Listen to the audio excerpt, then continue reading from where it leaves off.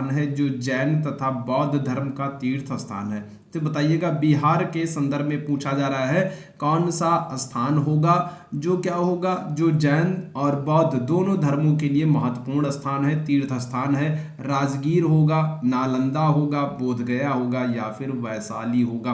तो पहले प्रश्न का सभी लोग आंसर करो, और जितने लोग जुड़ते चल रहे हो सभी लोग सेशन को एक बार लाइक कर दो, सेशन को एक बार आप सभी लोग शेयर जरूर कर दो। तो पहले प्रश्न का आंसर करना, बिहार में कौन सा ऐसा स्थान है? करेक्ट आंसर आपका ऑप्शन डी हो जाएगा, वैशाली है। ठीक है, क्या हो जाएगा?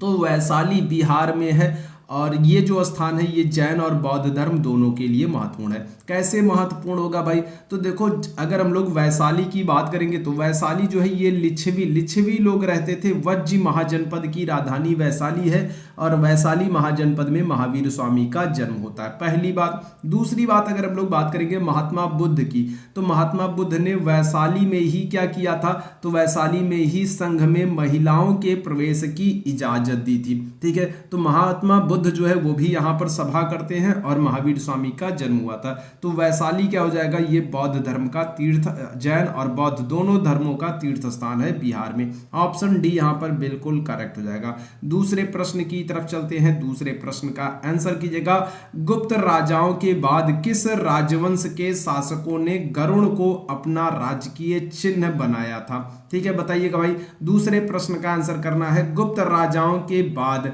किस राजवंश के शासकों ने? तो देखो, एक तो गुप्त राजाओं ने अपना राजकीय चिन्ह गरुड़ को माना था। ठीक है, गुप्त राजाओं ने क्या किया था? राजकीय चिन्ह गरुड़ को माना था। अब गुप्त राजाओं के बाद दूसरे कौन से राजवंश के राजा हैं जिनका राजकीय चिन्ह जो है वो गरुड़ है? तो राष्ट्रकूट होंगे, पल्लव होंगे, वर्धन होंगे या फिर चोल होंगे?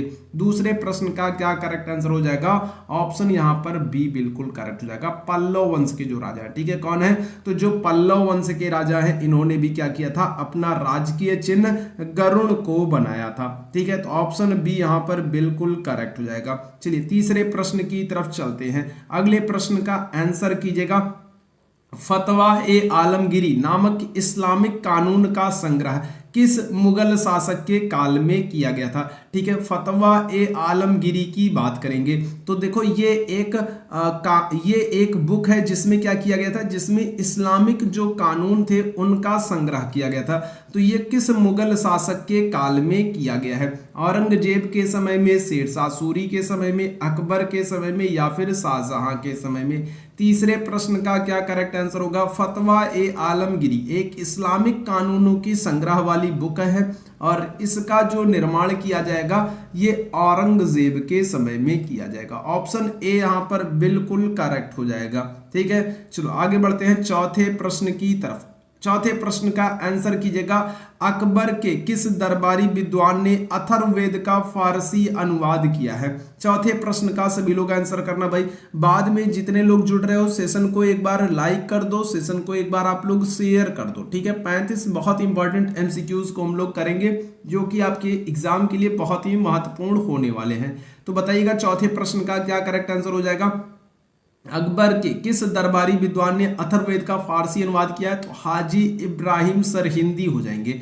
ऑप्शन क्या आ जाएगा? डी यहां पर हमारा बिल्कुल करेक्ट हो जाएगा। ठीक है, हाजी इब्राहिम सरहिंदी इन्होंने अथर्ववेद का फारसी अनुवाद किया है। आगे बढ़ते हैं, अगले प्रश्न का आंसर कीजिएगा, साइमन कमीशन की नियुक्ति के समय कौन सा वायसराय का कार्यकाल था? ठीक है, तो साइमन कमीशन की अगर हम लोग बात करते हैं तो ये क्या होगा? तो ये 1927, ठीक है, 1927-28 आपको डेट मिलती है साइमन कमीशन की। ठीक है, 1927-28 इस दौरान भारत में कौन सा गवर्नर जनरल या फिर वायसराय था? लॉर्ड रीडिंग, चेम्सफोर्ड, इरविन या फिर वेलिंगटन? करेक्ट आंसर क्या होगा? पांचवें प्रश्न की बात करेंगे, करेक्ट आंसर आपका ऑप्शन सी हो जाएगा, इरविन हो जाएंगे। ठीक है, लॉर्ड इरविन के समय में, ठीक है, लॉर्ड इरविन के समय में साइमन कमीशन की नियुक्ति होती है। तो ऑप्शन सी यहां पर बिल्कुल करेक्ट हो जाएगा। अगर इरविन का कार्यकाल आपसे पूछा जाए तो लॉर्ड इरविन का जो कार्यकाल है वो है 1926 से लेकर के 1931 का, ये लॉर्ड इरविन का कार्यकाल है और इन्हीं के कार्यकाल में 1927 में साइमन कमीशन की नियुक्ति होगी। ठीक है, तो ऑप्शन आपके सी वाले बिल्कुल करेक्ट होंगे, इरविन। चलो आगे बढ़ते हैं अगले प्रश्न की तरफ। छठवें प्रश्न का आंसर करना, कांग्रेस के किस अधिवेशन में पूर्ण स्वराज का लक्ष्य रखा गया है? कांग्रेस का कौन सा अधिवेशन है जिसमें पूर्ण स्वराज का लक्ष्य रखा गया है? कलकत्ता अधिवेशन, लखनऊ अधिवेशन, लाहौर अधिवेशन या फिर नागपुर अधिवेशन? छठवें प्रश्न का सभी लोग आंसर करना, कांग्रेस का कौन सा अधिवेशन होगा? करेक्ट आंसर की बात करेंगे ऑप्शन सी हो जाएगा लाहौर अधिवेशन। ठीक है, लाहौर अधिवेशन कब होता है? तो ये होगा 1929 में। कौन इसकी अध्यक्षता करेंगे? तो इसकी अध्यक्षता करते हैं जवाहरलाल नेहरू। ठीक है, जवाहरलाल नेहरू जो है ये 1929 के कांग्रेस के लाहौर अधिवेशन की अध्यक्षता करेंगे और इसी अधिवेशन में क्या होगा? पूर्ण स्वराज का लक्ष्य रखा जाएगा। ऑप्शन सी यहाँ पर बिल्कुल करेक्ट है। आगे बढ़ते हैं सातवें प्रश्न की तरफ। अगले प्रश्न का आंसर कीजिएगा, वर्ष 1946 के चुनाव में मुस्लिम लीग ने किस राज्य में अपनी सरकार बनाई थी? तो 1946 में देखो चुनाव होते हैं, ठीक है, और इस दौरान किस राज्य में मुस्लिम लीग ने अपनी सरकार बनाई थी? बंगाल में, मुंबई में, संयुक्त प्रांत में या फिर मद्रास में? क्या करेक्ट आंसर हो जाएगा? सातवें प्रश्न का सभी लोग आंसर करो। तो 1946 में मुस्लिम लीग ने अपनी जो सरकार बनाई थी ये बंगाल में बनाई थी। ऑप्शन क्या होगा? ए वाला यहाँ पर बिल्कुल करेक्ट हो जाएगा।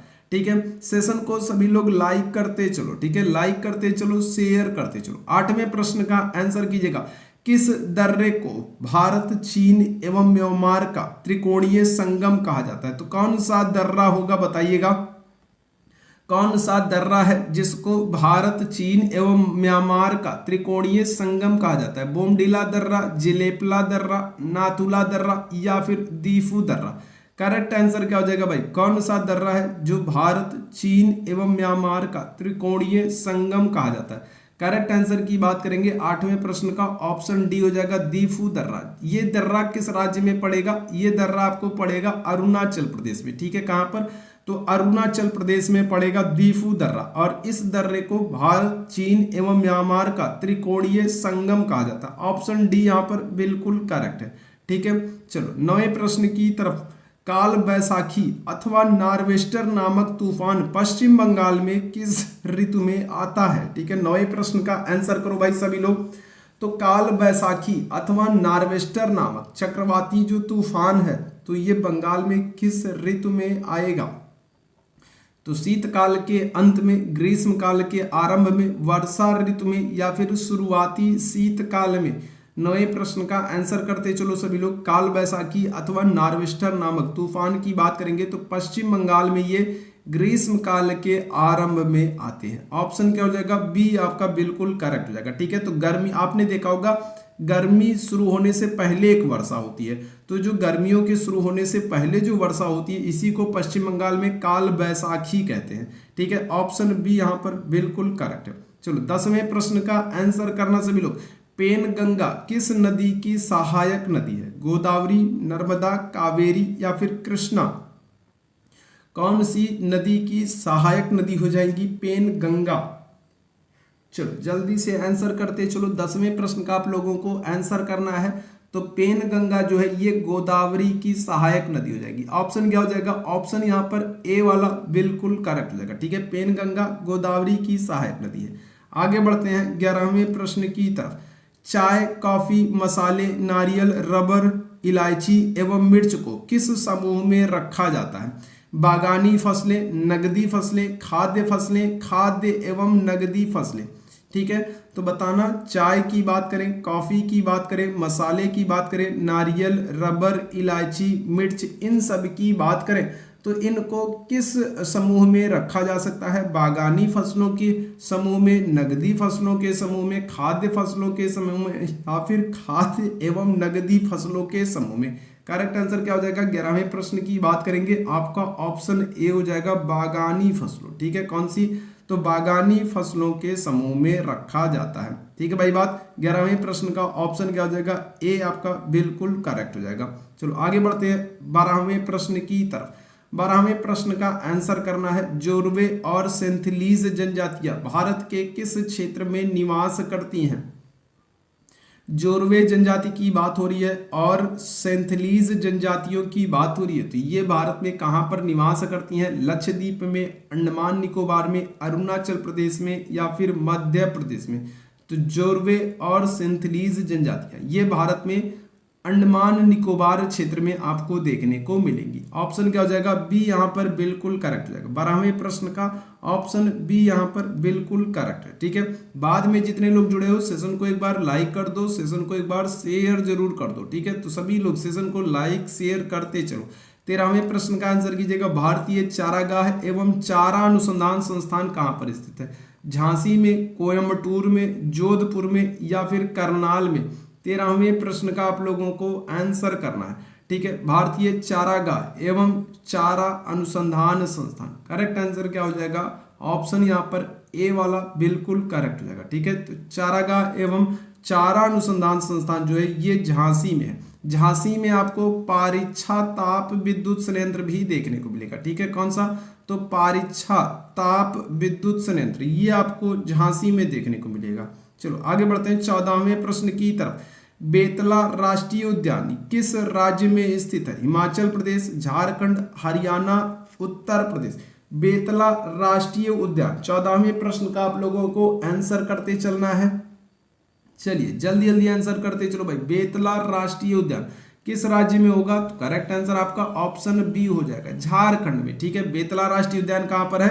तो झारखंड में। ऑप्शन बी यहां पर बिल्कुल करेक्ट हो जाएगा। चलो 15वें प्रश्न की तरफ, अगले प्रश्न का आंसर करना। ओजोन परत कहां पाई जाती है? तो स्ट्रेटोस्फीयर में, आयनोस्फीयर में, ट्रोपोस्फीयर में या फिर मेसोस्फीयर में? ठीक है, चलिए जल्दी से बताना। 15वें प्रश्न का आंसर करना। ओजोन परत कहां पर पाई जाती है? क्या करेक्ट आंसर होगा? तो देखो ओजोन परत की अगर हम लोग बात करते हैं ये आपको मिलती है समताप मंडल में। ठीक है, और समताप मंडल आपका कौन सा होगा? स्ट्रेटोस्फीयर। ऑप्शन ए यहाँ पर बिल्कुल करेक्ट हो जाएगा। ओजोन परत स्ट्रेटोस्फीयर मतलब कि समताप मंडल में मिलती है। ऑप्शन ए यहाँ पर बिल्कुल करेक्ट हो जाएगा। ठीक है, चलो आगे बढ़ते हैं 16वें प्रश्न की तरफ। अगले प्रश्न का आंसर कीजिएगा। सौर मंडल में कौन सा ग्रह सूर्य निकलने से 2 घंटे पहले दिखाई पड़ता है? ठीक है, तो कौन सा ग्रह है बताइएगा? बृहस्पति होगा, शुक्र होगा, वरुण होगा, मंगल होगा। सौर मंडल में कौन सा ग्रह है जो सूर्य निकलने से 2 घंटे पहले दिखाई पड़ता है? तो करेक्ट आंसर क्या हो जाएगा भाई? फटाफट आंसर करते चलो। 16वें प्रश्न का आप लोगों को आंसर करना है। करेक्ट आंसर हमारे शुक्र हो जाएंगे। इसीलिए शुक्र को भोर का तारा और सांझ का तारा कहते हैं कि सूर्य निकलने से पहले 2 घंटे पहले जब सूर्य का प्रकाश कम होता है तो कई बार ये पृथ्वी से दिखाई पड़ जाते हैं। ठीक है, इसीलिए इन्हें भोर का तारा और सांझ का तारा भी कहते हैं, मॉर्निंग स्टार, इवनिंग स्टार भी कहते हैं शुक्र को। शुक्र सौरमंडल का सबसे चमकीला ग्रह है। इसके अलावा अगर हम लोग बात करेंगे तो सबसे गर्म ग्रह जो है वो भी आपका शुक्र है। आकार में, बनावट में, द्रव्यमान में पृथ्वी से मिलता जुलता होने के कारण इसको पृथ्वी की जुड़वा बहन भगिनी ग्रह भी कहा जाता है और पृथ्वी से सबसे निकट का ग्रह भी शुक्र है। ठीक है, चलो आगे बढ़ते हैं 17वें प्रश्न की तरफ। केंद्र एवं राज्य के बीच विधायी शक्तियों का विभाजन संविधान की किस अनुसूची में है? तो केंद्र और राज्य के बीच विधायी शक्तियों के विभाजन की बात हो रही है। संविधान के किस अनुसूची में है? 7वीं, 6वीं, 8वीं या फिर 9वीं? कौन सी अनुसूची हो जाएगी? 17वें प्रश्न का आंसर करते चलो। कहां पर आपको विधायी शक्तियों के विभाजन की बात हुई? शक्तियों के विभाजन की बात, तो आपका आंसर क्या हो जाएगा? 7वीं अनुसूची। 7वीं अनुसूची में शक्तियों के विभाजन की बात की गई है। संघ सूची, राज्य सूची और समवर्ती सूची की बात की गई है। ऑप्शन ए यहाँ पर बिल्कुल करेक्ट है। ठीक है, चलिए आगे बढ़ते हैं 18वें प्रश्न का आंसर कीजिएगा। किस अनुच्छेद में महाधिवक्ता का प्रावधान किया गया है? ठीक है, किस जो है अनुच्छेद में महाधिवक्ता को हम लोग क्या करते हैं? इसको हम लोग कहते हैं एडवोकेट जनरल। ठीक है, क्या करेंगे? तो एडवोकेट जनरल कहते हैं महाधिवक्ता को। ठीक है, महाधिवक्ता जो होता है ये राज्य सरकार का सर्वोच्च विधिक अधिकारी या कानूनी अधिकारी होता है। तो इसका जो प्रावधान है किस अनुच्छेद में है? अनुच्छेद 165 में है। ऑप्शन सी यहाँ पर बिल्कुल करेक्ट हो जाएगा। ठीक है, अनुच्छेद 165 में महाधिवक्ता एडवोकेट जनरल की बात की गई है। और जो महाधिवक्ता है ये क्या होगा, तो ये राज्य सरकार का सर्वोच्च विधिक अधिकारी, कानूनी अधिकारी होता है। ठीक है, चलो 19वें प्रश्न का आंसर करना। भारतीय संविधान सभा की सलाहकार समिति के अध्यक्ष कौन थे? ठीक है, तो संविधान सभा की सलाहकार समिति के अध्यक्ष बताना है। श्यामा प्रसाद मुखर्जी, जवाहरलाल नेहरू, सरदार वल्लभ भाई पटेल, मौलाना अबुल कलाम आजाद। ठीक है, संविधान सभा की सलाहकार समिति के अध्यक्ष कौन थे? करेक्ट आंसर क्या होगा? 19वें प्रश्न का आंसर करना सरदार वल्लभ भाई पटेल। ऑप्शन क्या हो जाएगा? सी यहाँ पर बिल्कुल करेक्ट हो जाएगा। संविधान सभा की सलाहकार समिति के अध्यक्ष सरदार वल्लभ भाई पटेल थे। 19वें प्रश्न का ऑप्शन सी बिल्कुल करेक्ट हो जाएगा। ठीक है, तो अभी भी बहुत सारे ऐसे लोग हो जो सेशन को लाइक नहीं किए, शेयर नहीं किए, तो एक बार शेयर जरूर कर दो। ठीक है, चलो 20वें प्रश्न का आंसर करना। भारत में स्थानीय स्वशासन की 3 स्तरीय प्रणाली में दूसरे स्थान पर कौन है? ठीक है, तो भारत में आपको पता है त्रिस्तरीय पंचायती राज व्यवस्था का प्रावधान है। तो त्रिस्तरीय जो पंचायती राज व्यवस्था है उसमें दूसरे स्थान पर कौन है? जिला पंचायत, पंचायत समिति, ग्राम पंचायत या फिर ग्राम सभा? देखो सबसे ऊपर अगर हम लोग बात करेंगे तो सबसे ऊपर आपका क्या होता है? सबसे ऊपर आपका होता है जिला पंचायत होता है। इसके बाद दूसरे नंबर पर अगर हम लोग बात करेंगे क्या होता है? तो पंचायत समिति होता है। ठीक है भाई, ध्यान रखना। तो ऑप्शन आपका क्या हो जाएगा? ऑप्शन यहाँ पर आपका बी वाला बिल्कुल करेक्ट हो जाएगा। पंचायत समिति जो है, जो खंड स्तर पर होती है, वो आपकी कौन होती है? दूसरे स्तर पर पंचायत समिति होती है। ठीक है, और सबसे निचले स्तर पर आपकी क्या होती है? ग्राम पंचायत होती है। ठीक है, तो सबसे निचले स्तर पर क्या होती है? तो आपकी ग्राम पंचायत होती है। ठीक है, तो दूसरे स्तर पर पूछ रहा है तो पंचायत समिति, ऑप्शन बी यहाँ पर बिल्कुल करेक्ट हो जाएगा। 21वें प्रश्न का आंसर करना। भारत का आर्थिक सर्वेक्षण किसके द्वारा प्रकाशित किया जाता है? ठीक है, चलो 21वें प्रश्न का आंसर करो। भारत का आर्थिक सर्वेक्षण किसके द्वारा प्रकाशित किया जाता है? नीति आयोग, वित्त मंत्रालय, वाणिज्य मंत्रालय या फिर केंद्रीय सांख्यिकी मंत्रालय? ठीक है, क्या हो जाएगा? 21वें प्रश्न की बात करेंगे। भारत का आर्थिक सर्वेक्षण, देखो हर साल भारत का आर्थिक सर्वेक्षण जो है ये जारी किया जाता है। और जो बात करेंगे किसके द्वारा प्रकाशित किया जाता है? करेक्ट आंसर आपका ऑप्शन बी हो जाएगा, वित्त मंत्रालय के द्वारा। ठीक है, ऑप्शन क्या होगा? बी वाला हमारा बिल्कुल करेक्ट हो जाएगा। वित्त मंत्रालय भारत के आर्थिक सर्वेक्षण को प्रकाशित करता है। ठीक है, चलो 22वें प्रश्न का आंसर करना।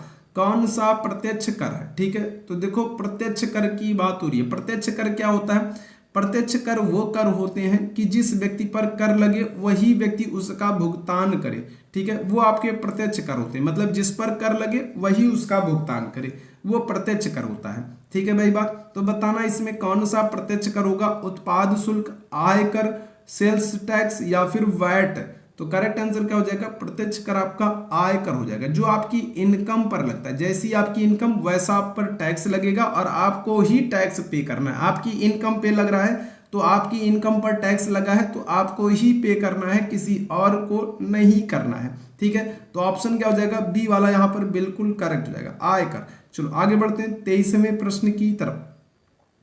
किसी समस्या से निपटने के लिए नेहरू रोजगार योजना की शुरुआत की गई। यहां पर बताइएगा किस, ठीक है, यहां पर बताइएगा तो किस समस्या से, ठीक है, किस समस्या से निपटने के लिए नेहरू रोजगार योजना की शुरुआत की गई है? ग्रामीण गरीबी, शहरी गरीबी, बंधुआ मजदूर या फिर ग्रामीण एवं शहरी गरीबी, दोनों?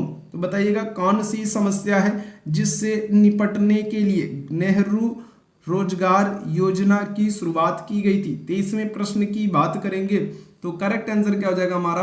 ऑप्शन बी होगा, शहरी गरीबी। ठीक है, क्या होगा? तो शहरी गरीबी से निपटने के लिए नेहरू रोजगार योजना की शुरुआत की गई थी। शहरी क्षेत्र में जो बेरोजगार लोग हैं या जो निम्न तबके के लोग हैं तो उनको रोजगार देने के लिए नेहरू रोजगार योजना की शुरुआत की गई थी। स्पेशली ये शहरी क्षेत्र के लिए योजना थी, शहरी गरीबी को दूर करना इसका उद्देश्य था। ऑप्शन बी यहाँ पर बिल्कुल करेक्ट हो जाएगा। 24वें प्रश्न की तरफ चलते हैं। किनके सिक्के संगीत के प्रति उनके प्रेम को दर्शाते हैं? 24वें प्रश्न का आंसर करना। तो कौन से राजा हो जाएंगे जिनके सिक्के संगीत के प्रति उनके प्रेम को दर्शाते हैं? मौर्यों के सिक्के, नंदों के सिक्के, गुप्तों के सिक्के या फिर चोल राजाओं के सिक्के? तो कौन से राजा हैं जिनके सिक्के आपको उनके प्रति संगीत को दर्शाते हैं। 24वें प्रश्न की बात करेंगे, करेक्ट आंसर क्या होगा? ऑप्शन यहाँ पर सी वाला हमारा करेक्ट होगा, गुप्तों के सिक्के। समुद्रगुप्त के आप सिक्के देखोगे तो उसपे उसको वीणा बजाते हुए दिखाया गया, ठीक है। समुद्रगुप्त को क्या किया गया? तो वीणा बजाते हुए दिखाया गया, ठीक है। और समुद्रगुप्त की उपाधि भी जो है कविराज की है, ठीक है, कविराज की है, कवि प्रिय की है। तो जो गुप्तों के जो सिक्के हैं वो उनके प्रति प्रेम को दर्शाते हैं, ठीक है। ऑप्शन क्या हो जाएगा? सी यहाँ पर बिल्कुल करेक्ट हो जाएगा। चलो आगे बढ़ते हैं 25वें प्रश्न की तरफ। मिहिर भोज राजपूत राजाओं के किस कुल से संबंधित था? तो मिहिर भोज की बात करेंगे तो वो किस वंश का राजा था? प्रतिहार वंश का, चौहान वंश का, परमार वंश का, या फिर चालुक्य वंश का? 25वें प्रश्न का आंसर करना है। मिहिर भोज राजपूत राजाओं के किस कुल से संबंधित है? करेक्ट आंसर क्या हो जाएगा? ऑप्शन ए हो जाएगा, प्रतिहार वंश। ऑप्शन क्या होगा? ए वाला बिल्कुल करेक्ट हो जाएगा, प्रतिहार वंश, ठीक है। चलो आगे बढ़ते हैं 26वें प्रश्न का आंसर कीजिएगा। पुराना किला का निर्माण किसके द्वारा कराया गया है? चलो जल्दी से आंसर करते चलना सभी लोग। चलो जल्दी से 26वें प्रश्न का आंसर कीजिएगा। तो पुराना किला का निर्माण किसके द्वारा कराया गया है? अकबर के द्वारा, शाहजहां के द्वारा, जहांगीर के द्वारा, या फिर शेरशाह के द्वारा? 26वें प्रश्न का क्या करेक्ट आंसर हो जाएगा भाई? पुराने किले का निर्माण किस राजा के द्वारा करवाया गया है? 26वें प्रश्न का आंसर करते चलना भाई। करेक्ट आंसर आपके ऑप्शन डी हो जाएंगे, शेरशाह हो जाएंगे, ठीक है। तो शेरशाह के द्वारा दिल्ली में पुराने किले का निर्माण कराया गया। ऑप्शन डी यहाँ पर बिल्कुल करेक्ट है। 27वें प्रश्न की तरफ चलते हैं। अगले प्रश्न का आंसर कीजिएगा। भारत आने वाला पहला अंग्रेजी जहाज कौन सा था? ठीक है, बताइएगा। तो भारत में आने वाला सबसे पहला अंग्रेजी जहाज जो है वो कौन सा है? एलिजाबेथ है, रेड इंडियन है, रेड ड्रैगन है, या फिर जॉर्ज विलियम है? 27वें प्रश्न का आंसर करना है। भारत आने वाला पहला अंग्रेजी जहाज जो है, तो करेक्ट आंसर आपका ऑप्शन क्या हो जाएगा? सी हो जाएगा, रेड ड्रैगन हो जाएगा, ठीक है। क्या हो जाएगा? तो रेड ड्रैगन। 27वें प्रश्न का ऑप्शन सी यहाँ पर बिल्कुल करेक्ट है। चलो आगे बढ़ते हैं 28वें प्रश्न की तरफ। टेलीग्राफ लाइन सर्वप्रथम कहां से कहां तक बिछाई गई थी? अगर हम लोग बात करेंगे भारत में जो तार सेवा है, तो तार सेवा की शुरुआत कहां से कहां तक की गई थी? तो आगरा से कोलकाता, आगरा से जयपुर, दिल्ली से शिमला, या फिर कोलकाता से रानीगंज? ठीक है, भारत में तार सेवा, टेलीग्राफ सेवा की शुरुआत सबसे पहले कहां से कहां तक की गई थी? 28वें प्रश्न का आप लोगों को आंसर करना है। चलिए जल्दी से सारे लोग बताना। तो भारत में तार सेवा की अगर हम लोग बात करेंगे, करेक्ट आंसर क्या हो जाएगा? तो ये आगरा से कोलकाता के बीच में, ठीक है, कहां पर? आगरा से कोलकाता के बीच में पहली बार तार सेवा की शुरुआत की गई है। ऑप्शन ए यहाँ पर बिल्कुल करेक्ट हो जाएगा, ठीक है भाई बात। चलो 29वें प्रश्न का आंसर करना है। केंद्रीय विधानमंडल का अध्यक्ष बनने वाले पहले भारतीय कौन है? ठीक है, अब देखो ये पहले हैं, और पहले हैं तो फिर क्या हो जाएंगे? महत्वपूर्ण हो जाएंगे। केंद्रीय विधानमंडल का अध्यक्ष बनने वाले पहले भारतीय कौन है? तो करेक्ट आंसर कौन हो जाएंगे हमारे? ऑप्शन यहाँ पर क्या होगा भाई? ऑप्शन सी बिल्कुल करेक्ट हो जाएगा, विट्ठल भाई पटेल हो जाएंगे, ठीक है। केंद्रीय विधानमंडल का अध्यक्ष बनने वाले पहले भारतीय आपके विट्ठल भाई पटेल हैं। चलो आगे बढ़ते हैं अगले प्रश्न की तरफ। अगले प्रश्न का आंसर कीजिएगा। राष्ट्रीय एकता परिषद का अध्यक्ष कौन होता है? तो राष्ट्रीय एकता परिषद का अध्यक्ष कौन होता है? प्रधानमंत्री होता है, वित्त मंत्री होता है, राष्ट्रपति होता है, या फिर गृह मंत्री होता है? 30वें प्रश्न का आप लोगों को आंसर करना है। राष्ट्रीय एकता परिषद अध्यक्ष कौन होगा? करेक्ट आंसर ऑप्शन ए हो जाएगा, प्रधानमंत्री हो जाता है, ठीक है। कौन होता है? तो प्रधानमंत्री होता है राष्ट्रीय एकता परिषद का अध्यक्ष। 31वें प्रश्न का आंसर कीजिएगा। नामदफा नेशनल पार्क कहाँ पर स्थित है? मिजोरम में, मणिपुर में, त्रिपुरा में, अरुणाचल प्रदेश में? ठीक है, नामदफा नेशनल पार्क बताइएगा। तो नामदफा नेशनल पार्क ये किस राज्य में स्थित है? मिजोरम में है, मणिपुर में है, त्रिपुरा में है, या फिर अरुणाचल प्रदेश में? ऑप्शन क्या होगा? ऑप्शन डी यहाँ पर बिल्कुल करेक्ट हो जाएगा, अरुणाचल प्रदेश में है Namdapha national park. Option D यहाँ पर बिल्कुल करेक्ट है। 32वें प्रश्न की तरफ चलते हैं। मॉन्ट्रियल कागज उद्योग के लिए प्रसिद्ध है, किस देश में स्थित है? तो मॉन्ट्रियल अगर हम लोग बात करें तो मॉन्ट्रियल जो है ये कागज उद्योग के लिए प्रसिद्ध है। और ये जो मॉन्ट्रियल शहर है तो ये किस देश में होगा? नीदरलैंड में, कनाडा में, ब्राजील में या फिर पोलैंड में? 32वें प्रश्न का आप लोगों को आंसर करना है। करेक्ट आंसर क्या हो जाएंगे हमारे? ऑप्शन बी यहाँ पर हो जाएगा, कनाडा। मॉन्ट्रियल जो है ये कनाडा का एक महत्वपूर्ण शहर है जो कि कागज उद्योग के लिए जाना जाता है। तो ऑप्शन बी यहाँ पर बिल्कुल करेक्ट हो जाएगा। 33वें प्रश्न की तरफ चलते हैं। उत्तर प्रदेश के तराई क्षेत्र में स्थित नहीं है, तो कौन सा जिला है जो उत्तर प्रदेश के तराई क्षेत्र में शामिल नहीं किया जाता है? पीलीभीत, बहराइच, लखीमपुर खीरी, हरदोई, कौन सा होगा बताइएगा जल्दी से। उत्तर प्रदेश में अगर हम लोग बात करेंगे तो आपको 75 जिले देखने को मिलते हैं, ठीक है। तो सबसे ज़्यादा जिले जो हैं वो आपके उत्तर प्रदेश में है, 75 जिले। और उत्तर प्रदेश के तराई क्षेत्र में कौन सा नहीं है? तो देखो पीलीभीत भी है, बहराइच भी है, लखीमपुर खीरी भी है, हरदोई जो है तो ये तराई क्षेत्र में शामिल नहीं किया जाता है। ऑप्शन डी यहाँ पर बिल्कुल करेक्ट हो जाएगा, हरदोई। 34वें प्रश्न की तरफ चलते हैं। कैलाश मानसरोवर जाने के लिए तिब्बत में किस दर्रे को पार करना पड़ता है? तो कैलाश मानसरोवर जो है ये तिब्बत में है और यहाँ पर जाने के लिए आपको किस दर्रे को पार करना पड़ेगा? रोहतांग दर्रा, नाथुला दर्रा, लिपू लेक दर्रा या फिर खरदुंगला दर्रा? तो कौन सा दर्रा होगा? 34वें प्रश्न का आप लोग आंसर करना। कैलाश मानसरोवर जाने के लिए तिब्बत में किस दर्रे को पार करना पड़ता है? 34वें प्रश्न की बात करेंगे। करेक्ट आंसर हो जाएगा आपका ऑप्शन सी, लिपू लेक दर्रा, ठीक है। कहाँ पर पड़ेगा? तो उत्तराखंड में, ठीक है। थांगला, नीति, लिपू लेक, माना दर्रा ये सब आपके उत्तराखंड में पड़ेंगे। और लिपू लेक जो दर्रा है इसको पार करके आपको कैलाश मानसरोवर तिब्बत की यात्रा पर जाना पड़ता है, ठीक है। ऑप्शन सी करेक्ट होगा। आगे बढ़ते हैं और आखिरी क्वेश्चन की बात करते हैं। छत्रक शैल कहाँ पर पाए जाते हैं बताइएगा। तो छत्रक शैल, तो छत्रक शैल जो होते हैं या फिर इसी को आप कह सकते हो छत्रक शिला कह सकते हो। तो छत्रक शैल या फिर छत्रक शिला इनका निर्माण कहाँ पर होता है, कहाँ पाए जाते हैं? पूर्वी घाट, पश्चिमी घाट, थार मरुस्थल या फिर सतपुड़ा की पहाड़ियाँ। तो देखो छत्रक शिला की अगर हम लोग बात करेंगे, इनका निर्माण किससे होता है? इनका निर्माण पवनों से होता है, ठीक है। किससे होता है? हवाओं से होता है।